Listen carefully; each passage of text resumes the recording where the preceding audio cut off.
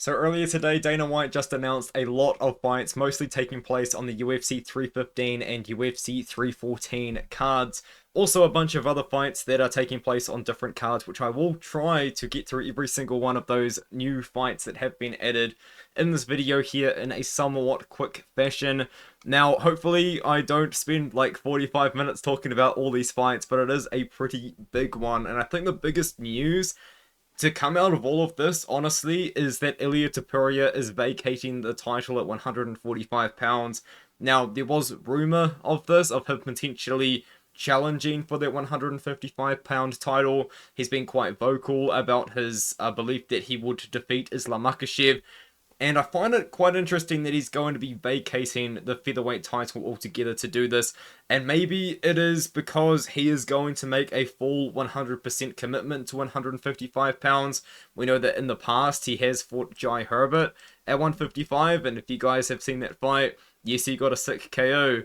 But he wasn't finding the most success against Jai in quite a couple of moments there. But what we do have is now fighting for the vacant title is Alexander Volkanovski versus Diego Lopes. Now, if you want my genuine opinion on this fight, like genuine 100% full honesty, I think that the better vacant title fight, not interim, vacant title fight, genuinely would be the rematch between Diego Lopes and Movsar Evloev, because as much as I do like Alexander Volkanovski, he did lose twice in a row to Makhachev and Topuria. Now, of course, the Makhachev loss was on short notice at 155, but now that he's just coming off that one loss at featherweight, I would rather it go to someone like Movsar, who is still undefeated, of course, especially in the division, but Volkanovski now is going to be fighting for that title, which he did claim and defend multiple times over the period of the last few years. But maybe it's Diego Lopes' time to shine, man. It's going to be interesting to see this fight, because Diego Lopes is a funny fighter to me, where he is so good at grappling, and I think that his striking genuinely is a pretty big weakness, but I think he makes up for that striking sort of lack of technique, I guess you could say, or recklessness, in just the fact that he is so aggressive and super powerful and massive for the weight class. And right now, with the fight announced, despite Alexander Volkanovski losing back-to-back to what you could say are two of the best fighters in the UFC, in the world right now in MMA, I think that I'm kind of just going to have to still side with Lopes. You know, Volkanovski ain't going to get any younger, and it seems like just so far only 38 votes is 50-50, which does make sense. Michael Chandler versus Paddy Pimblett's been announced. This is kind of funny because a lot of people have been seeing Michael Chandler as Paddy Pimblett's route to getting a title shot in this year, and because I know that a couple of people actually put money on Paddy Pimblett being the champion at the end of 2025, and the route for Paddy Pimblett to do it is through Michael Chandler, and then maybe fighting like the winner of Dan Hooker versus Gaethje or someone else that's super highly ranked. Like maybe he fights Renato Moicano after potentially beating Chandler, and then he gets a title shot, and then he maybe he can become the champ. But Paddy Pimblett, man, I mean, he keeps proving me wrong. I'll be honest, I did pick him to lose a couple of fights. I picked him to lose to Bobby Green. I picked him to lose against Tony Ferguson. Yes, I did do that. And it's just because of one thing, man. It's because Paddy Pimblett's chin is way up in the air. And Tony Ferguson, I know that Tony Ferguson, a lot of people laugh about him, and they laugh at me because he's one of my favorite fighters of all time. And watching that losing streak definitely could be a contributing factor to my deteriorating mental health. But God, dude, Tony Ferguson, I swear he had moments in that fight by just ripping the body of Pimblett later in the fight and really putting the pace on him later on, but it's because he's Tony Ferguson. He's just so washed beyond belief. He just had no power behind those shots and just no real ability to capitalize on a gassed out Paddy Pimblett that was getting hurt to the body. Michael Chandler, he's on a bad run. I mean, he's fought the best of the best in the UFC. Like, he doesn't suck, but he has proven that he definitely isn't a UFC like top 5 guy. I don't think that's a hot take to say that anymore.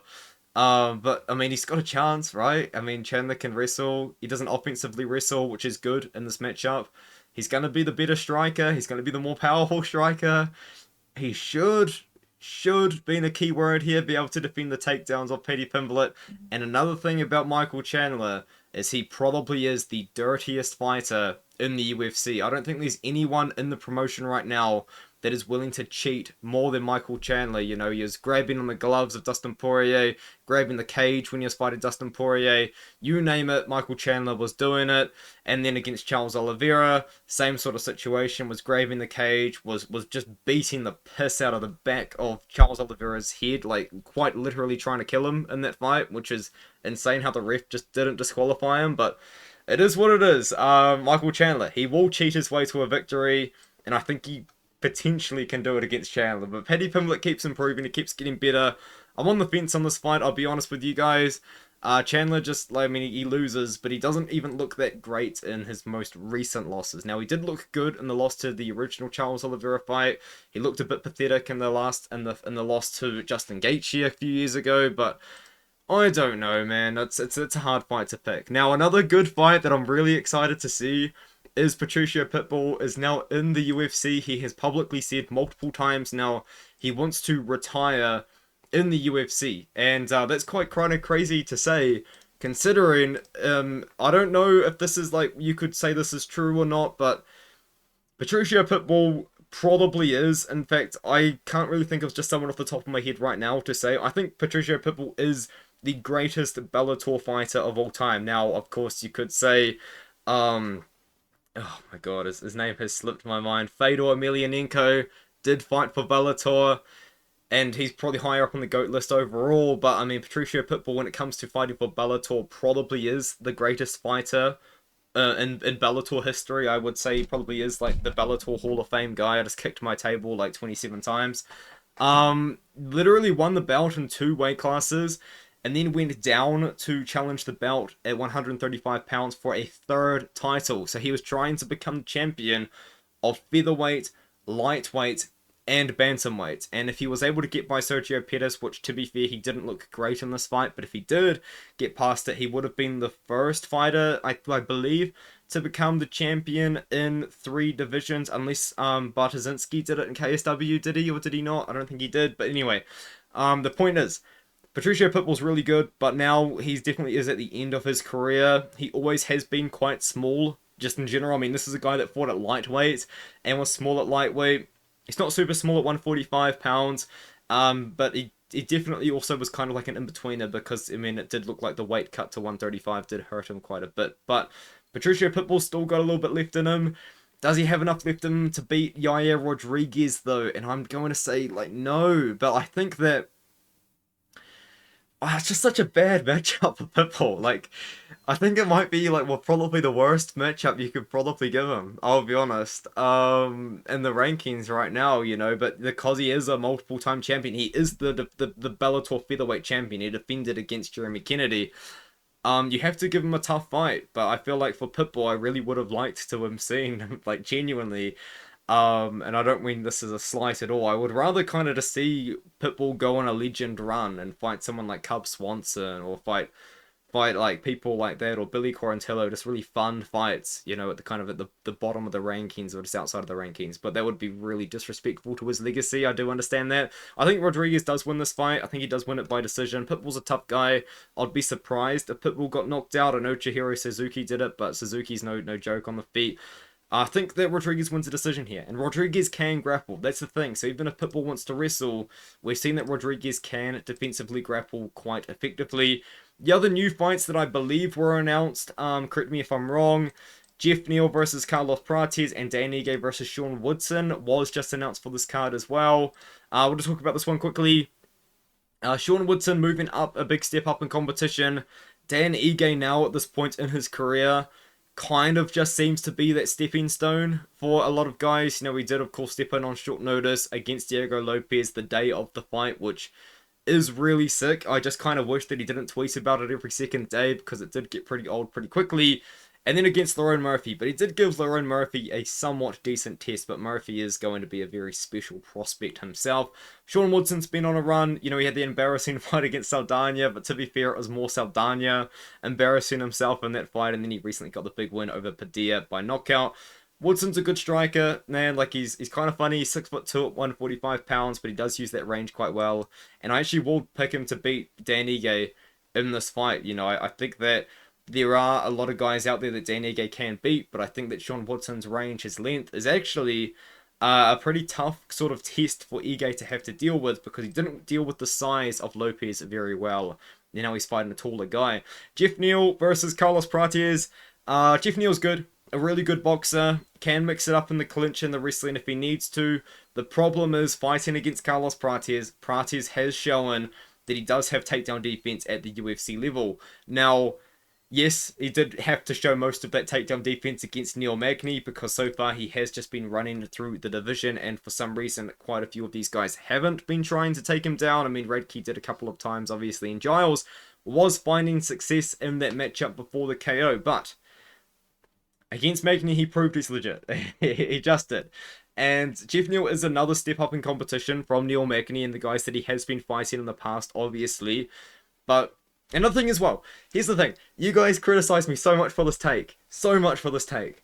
Geoff Neal made Shavkat Rakhmonov look very human. It doesn't matter what the scorecards were, what the striking stats were. Geoff Neal gave Rakhmonov some trouble on the feet, and maybe he could do that to Prates. Now, completely different striking styles because Carlos Prates might have like one of the more like pure Muay Thai styles when it comes to just applying it to MMA. Like you could think of Charles Oliveira, but Oliveira, what do you think about him? Most probably the grappling, and then I guess you could maybe like go down to someone like Malquizal Costa, but has he been able to implement a pure Muay Thai based striking style into the UFC as effectively as Carlos Prates? No, not really.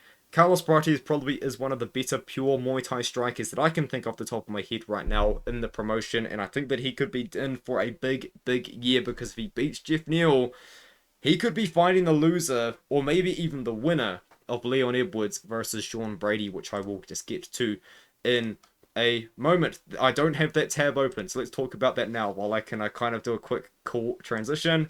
To talk about this one here, not this one. Ignore that. This one. Okay, so unfortunately Jack Della Madallena is out of this fight because now Jack Della Madallena is getting a title shot and stepping in is going to be Sean Brady against Leon Edwards. Interesting fight because Leon Edwards just wilted under the pressure of Belal Muhammad, and who fights in a very similar fashion to Belal Muhammad? Sean Brady. He's going to pressure forward, he's going to come forward, and he's going to try and wrestle. In my opinion, though, this should be a much better matchup, though, for Leon Edwards. Now, I know I was proven incredibly wrong by picking Edwards to defeat Belal Muhammad with pretty decent confidence, and this is a very similar matchup. But it's so annoying because I don't think Belal's striking's that good. Still, I know. Sean Brady's striking is not as good as Belal's striking. And I don't think he can implement that pressure as effectively. But if Leon Edwards just goes out there and shells up, I'm done with Leon, man. I'm done defending him, I'll be honest with you. But I think he should be able to beat Sean Brady. I would be quite surprised if he did manage to lose that matchup. The next one, of course, is now we can talk about UFC 315. Word on the street is that Shavkat Rakhmonov is injured and cannot fight. Remember the name Belal Muhammad on this card. So getting a somewhat unexpected title shot now is Jack Della Madallena. And oh, it's so hard to pick him coming off that injury, man, because if you guys remember, after the Gilbert Burns fight, he revealed to us that he had like a I think he broke his arm is what happened in the Gilbert Burns fight, but then in recovery, the arm got infected, and now he's just been out for so long because he's just like genuinely had an infection in his arm, which sounds pretty serious. He hasn't fought for a year, but oh, I think this is a matchup which Jack Della Madallena wins. How many times do I need to get proven wrong by Belal Muhammad before I start picking him to win fights? I don't even know. But I swear, man, Belal Muhammad, he is old enough to be my father. Old enough to be my father. Genuinely could be my dad. That is how old Belal Muhammad is. He's coming in here. He's super old. He just dominated Leon Edwards, which is like a really impressive performance. But Jack Della Madallena, I just don't see him backing up.